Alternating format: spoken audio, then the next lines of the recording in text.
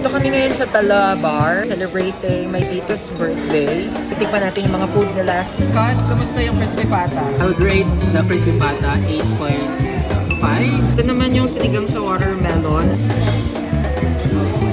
Ako naman, medyo may sweetness sa 9 out of 10. Tapos ay sisig.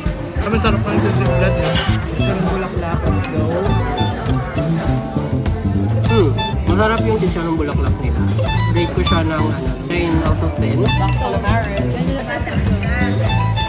Not my cup of tea. Tignan natin itong seafood pasta. Mga side comments na siya. Masarap siya. Tikman ko din.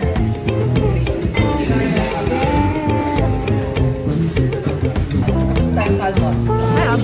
Rate 1 to 10. 8. Sige na, 10 na lang. How was it? Great. Tapos Sir Amaretto, sour. Parang gano'n naman lahat ng